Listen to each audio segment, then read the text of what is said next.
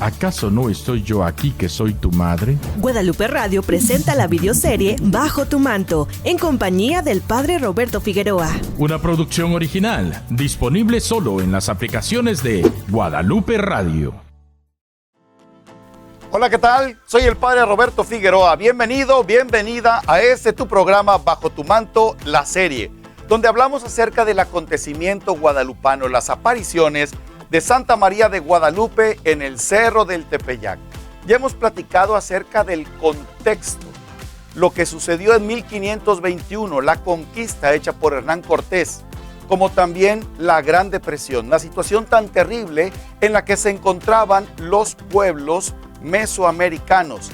Así también hemos platicado los inicios de la fe, cómo fue llegando la evangelización a estas tierras mexicanas previo a las apariciones de Santa María de Guadalupe. La situación en 1531 no era nada fácil. No porque llegaron los primeros evangelizadores, ya todo se estaba arreglando y automáticamente las cosas se transformaron en algo bueno y positivo. La situación seguía siendo muy complicada.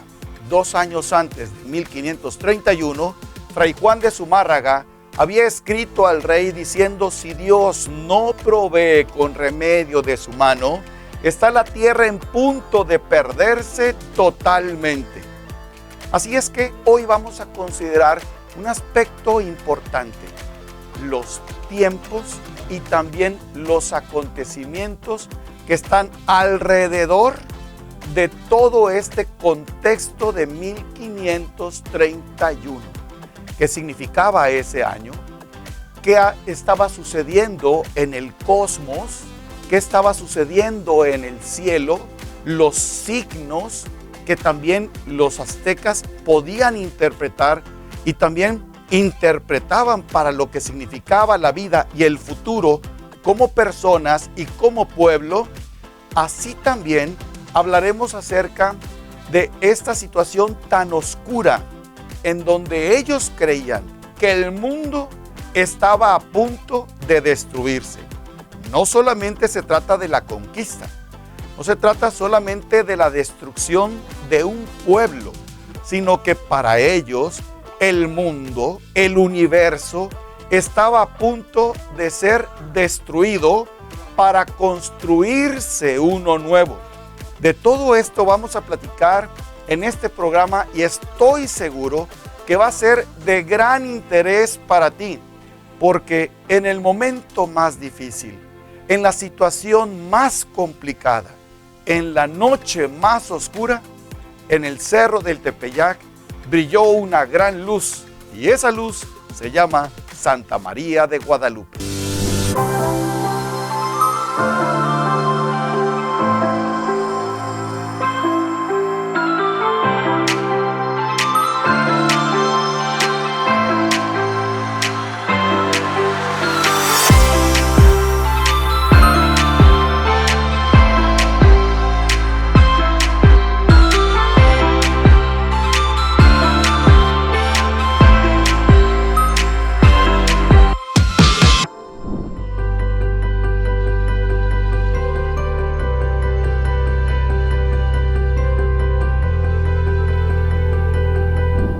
Estamos hablando acerca de los contextos muy cercanos en referencia a Santa María de Guadalupe. La conquista, la Gran Depresión, como también los momentos iniciales de la fe.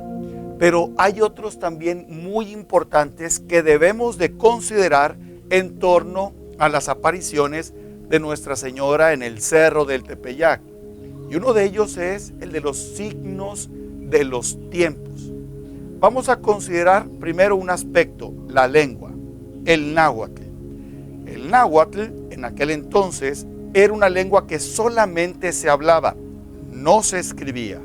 La transmisión del conocimiento era de forma oral.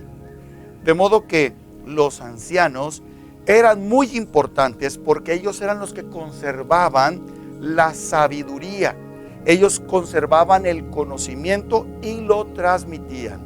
Y así, generación tras generación. El náhuatl era una lengua muy rica y además era una lengua, además de vasta, que era fácil para memorizar, así como en Israel el hebreo, en México el náhuatl utiliza esta técnica que se llama así, mnemotecnia, una manera fácil de memorizar. Por eso en el náhuatl encontramos los prefijos, los sufijos y los infijos, para que el conocimiento, las palabras, se transmitan de una manera fácil y se memoricen de una forma sencilla, rápida, para poderse comunicar y ser lo más fiel posible generación tras generación. En esta comunicación del conocimiento están las historias que nosotros llamaremos las leyendas. Una de ellas muy famosa es la leyenda de los 5 soles. Cómo el mundo fue destruido 1, 2, 3 y hasta 4 veces. El mundo fue hecho con un sol, el ser humano, pero fue destruido. Otra vez fue creado el ser humano con un sol, destruido. Tercera y cuarta vez. Existe en estos pueblos la idea de que el mundo se va a destruir. Este mundo en el que nos encontramos, en el 5º sol, un sol de movimiento, un día se va a destruir. Por eso, en los pueblos mesoamericanos está la mentalidad fatalista. A los dioses hay que tenerlos contentos para que no nos destruyan. Hay que mandar lo más lejos posible esa segura y definitiva destrucción para que después aparezca algo nuevo. El problema no es que algo se destruya o que el universo se destruya o que el ser humano se acabe. Va a empezar otro. El problema es que va a empezar sin nosotros. Va a empezar algo nuevo, pero sin contar con nosotros. Va a ser algo totalmente distinto de acuerdo al querer de los dioses. Pues para seguir existiendo y que continúe esto que se ha hecho por muchísimos años, se hacen los sacrificios humanos. A los dioses se les tiene contentos con los corazones y con la sangre. Todo esto humano, corazón y sangre, además de otro tipo de sacrificios, pero siempre estará esto presente, sobre todo en los pueblos prehispánicos más recientes. El más sangriento de todos, como tú lo sabes, el pueblo azteca. Ningún otro pueblo en la historia de la humanidad realizó tantos sacrificios humanos como lo hicieron los aztecas. Y esta leyenda de los 5 soles, que nos habla acerca de la destrucción del mundo y la construcción de otro, nos señalan épocas y nos señalan números. Por ejemplo, Ometeotl, este gran dios dual, arraigadísimo dios, tanto para los toltecas, después para los aztecas y otros pueblos prehispánicos, crea 4 dioses: Tezcatlipoca, Eecatl, Tlaloc y Quetzalcóatl. El 4 era un número muy importante, pues hacía referencia a los 4 puntos cardinales: norte, sur, este, oeste, a los 4 elementos de la vida: tierra, aire, agua, fuego, a las 4 estaciones del año: primavera, verano, otoño, invierno. El 4 que era importante. Otro número importante era el 13. Cuando estos 4 dioses creadores reciben la encomienda de parte de Ometeotl de hacer todas las cosas, lo primero que crean son los dioses en ese lugar tan conocido de Teotihuacán, donde los dioses se reúnen o donde los dioses fueron creados y fueron colocados en 13 cielos. De modo que la multiplicación de 13 por 4 te va a dar el número de 52. Así, el siglo, tanto para los mayas como para los toltecas como para los aztecas, será de 52 años. El año estaba organizado de 18 meses de 20 días. 18 meses de 20 días y cada día tenía un signo: caña, agua, casa, piedra, lagartija, muerte y así otros elementos, otros signos más. Los siglos que estaban divididos en 4 trecenas, cada trecena tenía también su signo, que eran piedra, casa, conejo y caña. Empezaba con 1 piedra, después 2 casa, 3 conejo, 4 caña y así sucesivamente hasta llegar a los 52 años. Se cierra con una celebración muy especial donde se juntan 4 trecenas de cañas, se queman, se hace una hoguera muy grande, era una fiesta importante y algunos autores dicen que ahí se ajustaban los calendarios. Además de ajustar los calendarios, porque eran 365 días y un poquito más cada año, había que hacer esos ajustes. Algunos otros decían que eran cada 4 años. Independientemente de esto, vemos cómo los tiempos eran muy precisos. Nosotros tenemos la frase de los tiempos de Dios son exactos. Y en el acontecimiento guadalupano esto va a suceder así.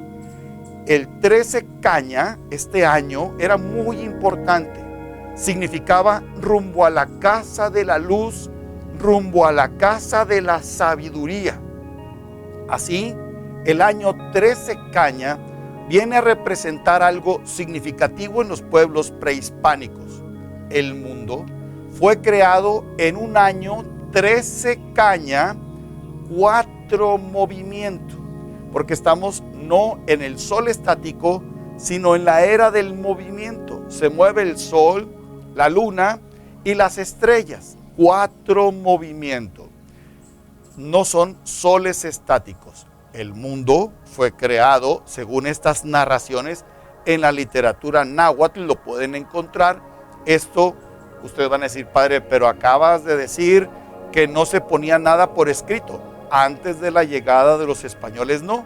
Después de la llegada de los españoles y al aprender el español, el latín, algunos autores de origen indígena ponían por escrito ya con caracteres latinos lo que habían aprendido generación tras generación. Y en esta literatura náhuatl podemos leer perfectamente: el mundo fue creado en un año 13 caña y será destruido, eso es lo importante, en un año 13 caña 4 movimiento, precedido, así lo dicen, de terremotos, enfermedades, hambre, como también otros elementos más, cometas, así fenómenos que no nos son extraños tampoco en nuestros tiempos.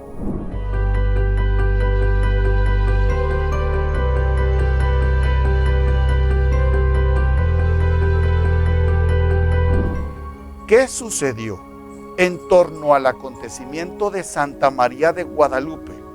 Algo que no lo podemos creer, solamente porque la ciencia lo avala, lo creemos. ¿Qué año para los aztecas sería 1531? El año de las apariciones.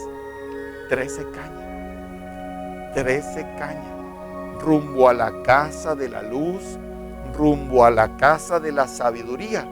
Por eso el título de este programa, rumbo a la casa de la luz, cuando estaba todo en tinieblas, cuando estaba todo a punto de terminarse, cuando la oscuridad estaba, valga la redundancia, más oscura, cuando la noche, si lo queremos mencionar así, estaba en su momento más oscuro, es cuando brilló la luz. Porque en el momento en donde ya el sol estaba más débil, pues 12 de diciembre de 1531 era el solsticio de invierno, lo explicaremos más adelante. Ahí es cuando se estampa Santa María de Guadalupe. ¿Qué sucedió un poco antes de ese año 13 caña? Y creo que dije 4 movimientos, ¿verdad? Así es, 4 movimientos. ¿Dónde está ese 4 movimiento? Mucho más adelante, en alguno de los capítulos de aquí de tu programa Bajo tu Manto, lo platicaremos cuando hablemos de la flor que está en el vientre de Santa María de Guadalupe. Esa flor se llama así precisamente, 4 movimientos, Nahui Olin. Así es que 13 caña, 4 movimientos. ¿Qué pasó un poco antes? De 1529, bueno, nos vamos más para atrás, 1520. En 1520 llega la primer gran enfermedad que vino a terminar con una cantidad de población impresionante, la viruela. Un solo hombre que venía con Pánfilo de Narváez en 1520 vino a terminar con una gran cantidad de población. Esto detonó después en la conquista, puesto que en 8 meses murieron más de 100,000 indígenas en lo que es el territorio de los aztecas, en ese islote en torno al lago de Texcoco. Después de la viruela, en el año de 1531 aparecen 2 enfermedades, el sarampión y el cocolistle. 1520, viruela. 1521, la conquista, que como ya hemos visto, fue algo devastador, algo tremendamente determinante para entender que el mundo ya estaba empezando su final. Ya estaba todo por terminar.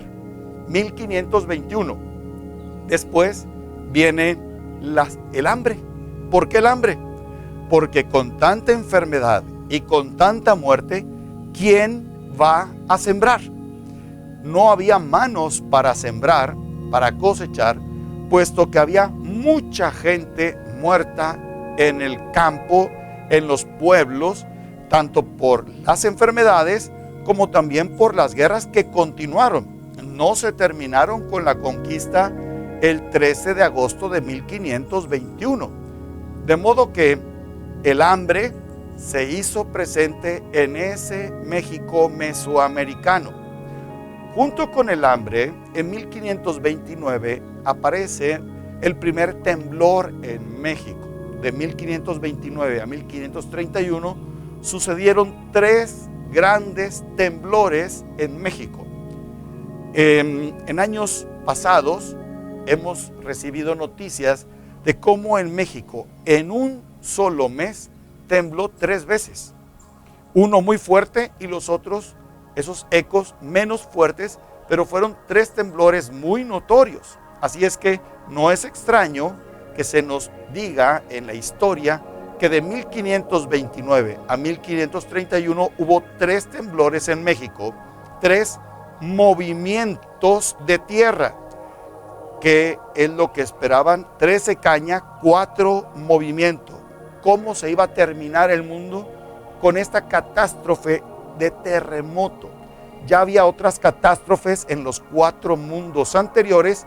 La catástrofe definitiva serían los 4 movimientos de tierra. Ya habían sucedido 3, estaban esperando el 4. Y cuando llega Santa María de Guadalupe, claro que se removió la tierra, no para destruir, sino para llenarla de vida. Junto con este hecho de los 3 terremotos en la espera del 4, ¿qué sucedió en 1531? 2 enfermedades que ya mencionamos, sarampión y cocolistle. De modo que estas historias que están en la literatura náhuatl ya están ahí presentes. Estas historias ya están haciéndose realidad. Verdaderamente el mundo se va a terminar, el mundo se va a acabar y sobre todo 1531, rumbo a la casa de la luz, rumbo a la casa de la sabiduría, algo nuevo está por comenzar. Bien, de esto platicaremos un poquito más adelante porque es interesantísimo conocer este contexto ya no solamente de los eventos históricos, sino también de los fenómenos de la naturaleza, donde ya se había anunciado más de 200 años antes de que llegara Santa María de Guadalupe. No era algo que se comentaba recientemente, era algo que ya se tenía mencionando más de 200 años atrás. Y sumamos otra cosa, 1531, en marzo, sucede un eclipse híbrida de sol, que significa en México fue parcial, en otra parte del mundo fue total. ¿Tomarás en cuenta esto? Quizá no, pero ahorita que sigamos platicando, vamos a mencionar qué pasó en el mes de septiembre de 1531. Creo que todos nos vamos a quedar con la boca abierta.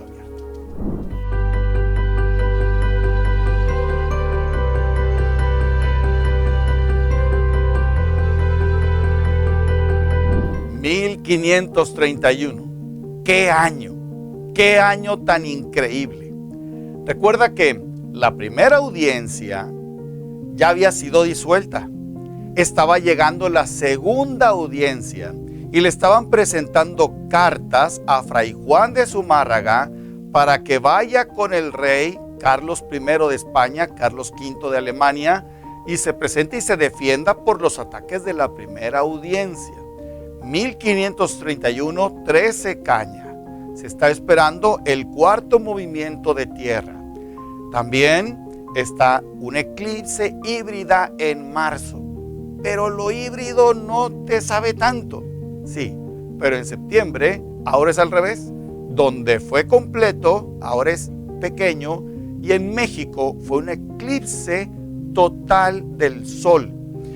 Y tú pensarás, ¿pero qué tiene de problema un eclipse? Para los aztecas, la luna se está comiendo al sol. Eso era un eclipse. La luna se estaba comiendo al sol. Están en batalla permanente. Por eso los sacrificios humanos, para poder alimentar al sol, darle fuerza, y cuando el sol terminaba el eclipse, el sol salía, era toda una fiesta. Solamente que ya se lleva 10 años sin ofrecer los sacrificios humanos porque lo prohibieron los españoles. Además, el sol ya está muy debilitado.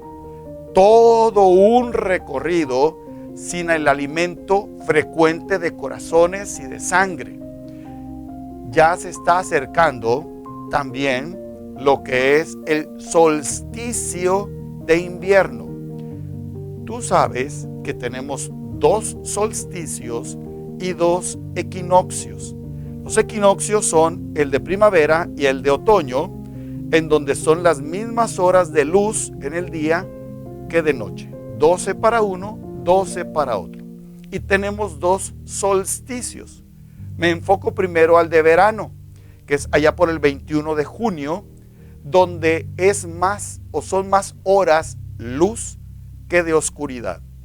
Poco a poco irá descendiendo esto hasta que se llegue al equinoccio de otoño y de ahí se vaya dirigiendo hacia el solsticio de invierno.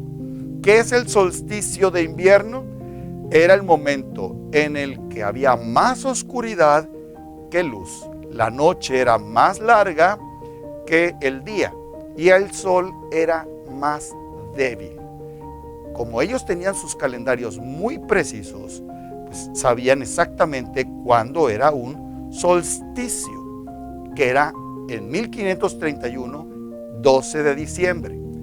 Tú me podrás corregir y decir, padre, pero es que el solsticio no es el 12 de diciembre, sino es el 22-23. Estoy de acuerdo, en la actualidad, porque en 1582 el Papa Gregorio cambia o corrige el calendario juliano.